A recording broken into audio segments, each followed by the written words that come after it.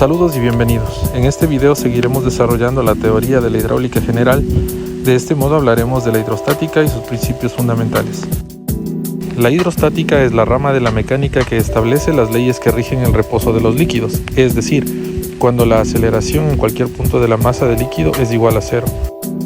El concepto y parámetro esencial de la hidrostática es la presión hidrostática, en virtud de que los líquidos en reposo ejercen empujes hidrostáticos que deben ser calculados cuando se diseñan estructuras hidráulicas para contenerlos. Presión hidrostática. Primeramente debemos recordar que la presión P se define como la magnitud que una fuerza F ejerce por unidad de área A, lo cual se puede enunciar por medio de esta ecuación. Para interpretar la presión hidrostática, consideremos una masa líquida a la que dividimos con una superficie en dos volúmenes o segmentos. Cada uno de ellos ejercerá solicitación sobre el otro a través de la superficie de contacto.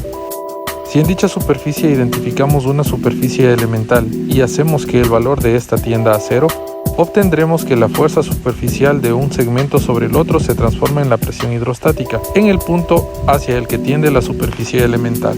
Podemos ver en la figura el esquema que representa la presión hidrostática, en el cual evidenciamos que la condición A no es posible, en tanto que la condición C tampoco es posible porque es un esfuerzo en tracción que genera esfuerzos tangenciales que romperían el equilibrio. Propiedades de la presión hidrostática. Las propiedades fundamentales de la presión hidrostática tienen que ver con la dirección y la magnitud que posee esta fuerza.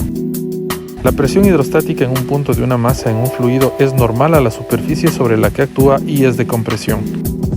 Cabe indicar que en hidrostática todas las fuerzas superficiales se consideran de compresión, es decir, se dirigen hacia el interior de la masa del fluido.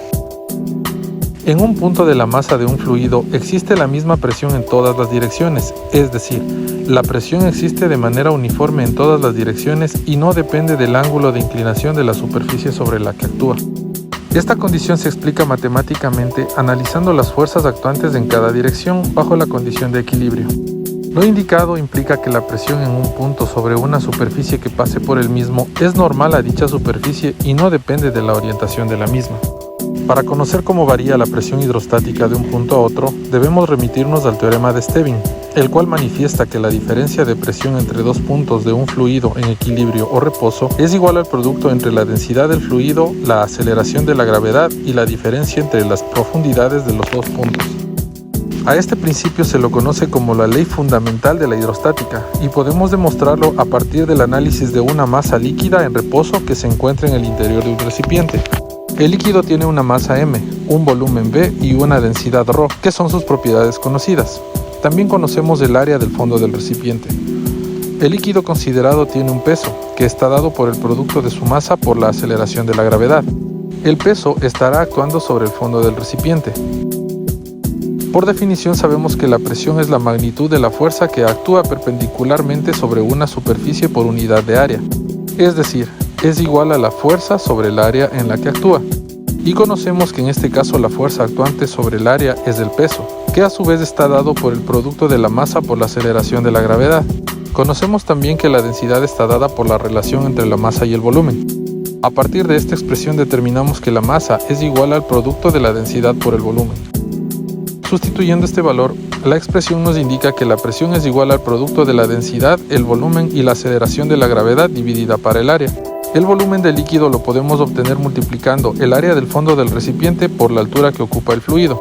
Sustituyendo esta expresión en la ecuación, obtenemos que la presión es igual al producto de la densidad por el área, por la altura y por la aceleración de la gravedad dividida para el área. Simplificando el término área, obtenemos la expresión que nos permite obtener el valor de la presión hidrostática. Por lo indicado, en un punto ubicado en el interior de una masa líquida en reposo, se ejercerá una presión conocida como presión hidrostática, la cual actuará en todas las direcciones y su valor está dado por el producto de la densidad por la aceleración de la gravedad por la profundidad de la columna de líquido.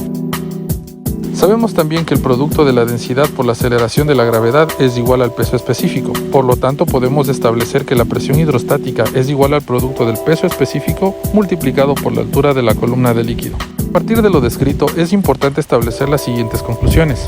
Para determinar la diferencia de presión entre dos puntos, no importa la distancia entre ellos, sino la diferencia de cotas entre ellos.